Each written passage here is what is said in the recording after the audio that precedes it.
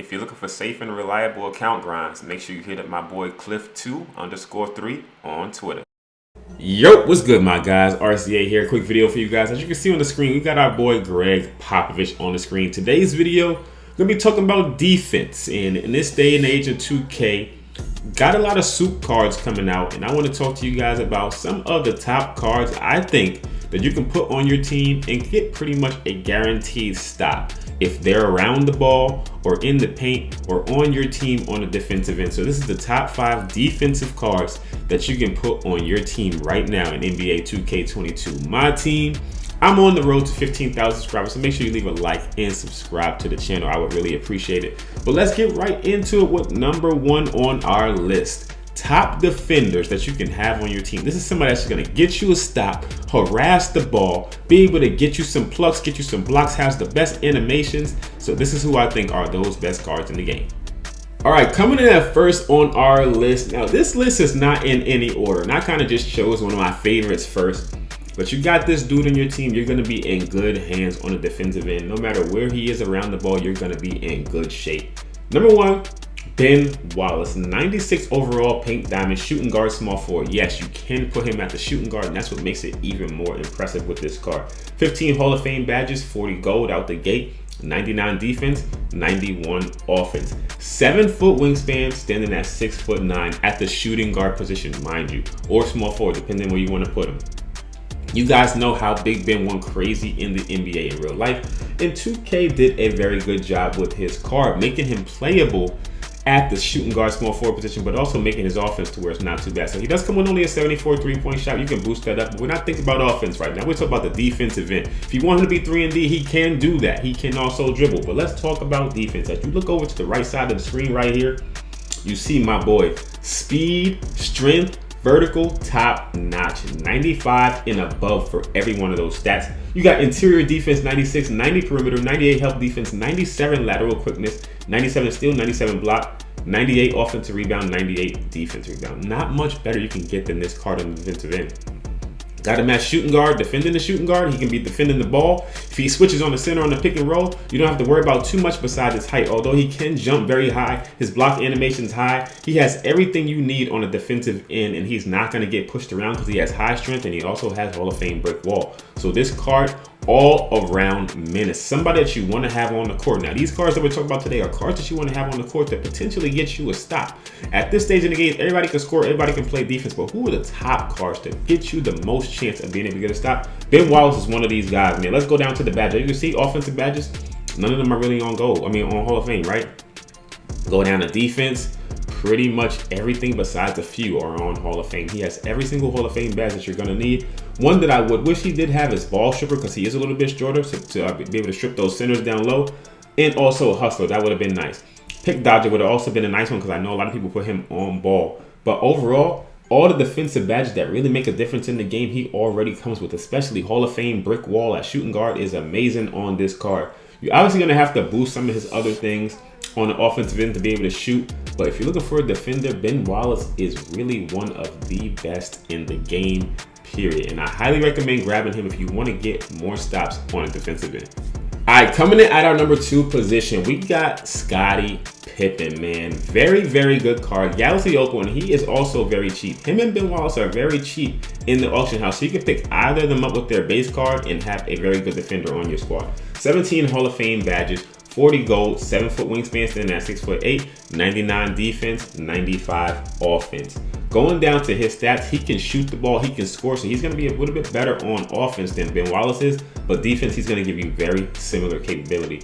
Pretty good speed and strength, but his strength is way lower than Ben Wallace, so guarding those power forwards and centers is going to be a little bit more difficult for Pippen than it is going to be for Ben Wallace. Interior defense pretty good at 88. Everything else is high 90s besides his block. You need to boost that up a little bit more, but overall, very solid card defensively. 80 offensive rebound, 80 defensive rebound. Going down to his defensive badges, this is what makes him shine the most. He has tons of defensive badges on Hall of Fame for a low price in the auction house, coming with Hall of Fame quick first step as well, and a couple other Hall of Fame shooting badges. If you're looking for 3-and-D, he's also one of the best. The best badge that I think he does have, obviously, is going to be that Intimidator and Interceptor on defense, but every other one serves its purpose. I do wish he came with a Hall of Fame Rim Protector and Brick Wall. That kind of drops him down just a little bit, but if you could find one with that on him, it's going to make him just even more OP. Scotty Pippen is one of the best defenders in NBA history, but also in the video game, his animations are always top tier. So adding him to your squad is going to be able to boost your chances of getting a stop on the defensive end. Alright, we are at number 3 right here. Now, this guy goes without saying, always one of the most OP cards in my team. And now at the shooting guard and small forward, Giannis Antetokounmpo, the Greek Freak, is even more OP than ever before. Not only can you play him at small forward, you can put him at the 2. So you'll have a 6'11" 2 guard if you really want to, with a super quick shot that can do everything on offense besides really create and hit deep threes, but you're not going to need him to do that. 7'4" wingspan, 25 Hall of Fame badges, 37 gold, 99 defense. 3-point shots at an 83, but looking at his athleticism, 94 speed at 6'11" is incredible. 83 strength, which you want to boost up a little bit if you're going to be having him guard some bigger players. But if he switches on to the center or the power forward in the pick and roll, there's nothing you have to worry about. If you got him coming out of the corner on the power forward spot, guarding the pick and roll, he's going to be able to get there in lightning speed, and his steal animations are above or below none in this game. He's going to be able to get the best animations in this game just because Giannis is just always a fucking god in this game. Going down to his defensive stats, he has 92 interior defense, 96 perimeter, 95 steal, 90 block, pretty much 90s across the board for defense, along with his speed and strength. At 6'11", you can't ask for much more out there. 94 offensive rebound, 94 defensive rebound. He's going to be able to grab all those boards with a 7'4" wingspan. He's going to be able to be in the lanes, get blocks. He's pretty much literally like having Zeus on your team on the MyTeam court. Comes with good badges on the offensive end, but you go down to the defensive, just like the theme we're following, he has tons of Hall of Fame badges that you want on a defensive style card. One thing I really do wish he had is this Hall of Fame Brick Wall and Hall of Fame ankle braces. That would be very nice for this card because he is on ball a lot for me, and I do like him to be able to not get pushed around down low, but also get around screens and not get shaken on crossovers and stuff like that. So sometimes he does get a little bit wobbled because he doesn't have Hall of Fame ankle braces, but overall being able to switch around the court, be able to interrupt the passing lanes, standing at 6'11", you can't ask for much more, especially rebounding the ball if you want a bigger squad out there. Giannis does not miss a step on the offensive end, hitting wide open shots, and that's why I think he does make a case for being one of the top defensive cards in the game, if not the best defensive card in the game, if you're talking pound for pound and just his size, because his 6'11" frame is going to make him above many other players in the game just due to that sheer size. All right, moving on to our next player. We're getting a little taller now here. We're going to move into a couple centers. The first one being artist Gilmore. He is actually a lock-in, but he's standing 7'2" with a 7'5" wingspan, 24 Hall of Fame badges, 21 gold. This guy is a literal tank. His player model on the court is unreal.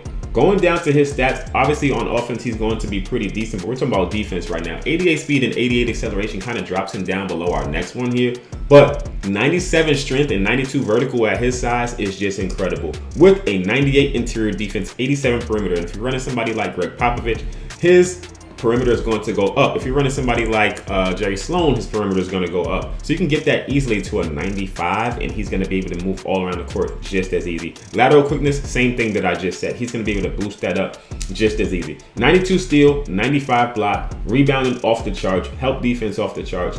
He's just a tank out there. And then you move down to his Hall of Fame defensive badges, and it's literally magical. He can do every single thing defensively. You don't even need him to have pick dodger because he's not going to be on ball very much. Ankle braces I do wish he had, but everything else he doesn't need. He's a tank, 7'2". He's out there to be able to defend the interior, but he's good enough to defend the perimeter if you need him to. Switching on ball, switching off ball, he's going to be able to do everything out there in the court. Just have to definitely increase his speed to get him to be at that top tier level like you want. But 88 speed's fine enough with a +8 or a +5. He's at a 95 or a 96 speed. That's kind of ridiculous, man. So 7'2", Artist Gilmore, I think is one of the top centers defensively in the game. There's others like Dwight Howard that are good too, but he's 7'2". Dwight Howard 6'10". He's obviously going to win this out based on arm length and just sheer height. So let's move on to the next one. All right, last but not least. Now I said this is not in any order, but I do believe overall in the game, this is the best defensive card in the game. Aside from Ben Wallace, who I think is just amazing, Kareem Abdul-Jabbar, a 7'2" with a 7'5" wingspan. 25 Hall of Fame badges. Now, when we go down to this guy's stats, he's literally on crack, man. He's literally just insane. 91 speed, 91 acceleration. He is 7'2", running out, just sprinting out the gym. OD. 92 vertical, 98 strength. He's stronger than Artist Gilmore with a smaller body size, able to run faster.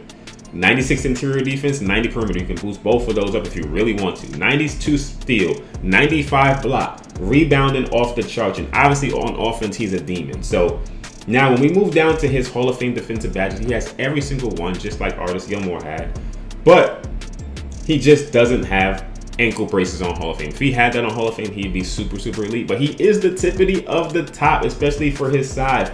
Brick ball, interceptor, intimidator, menace, post move lockdown, pogo, rebound chase, rim protector. When he's around anybody on the court, he can stop them, whether if it's a guard, a small forward, or a big. He's going to be able to do everything around the court at all times, and he's extremely fast. If you're liking to press or do anything like that, he's not going to lose a step in the game. I do believe Kareem Abdul-Jabbar is the best defender in the game overall, pound for pound.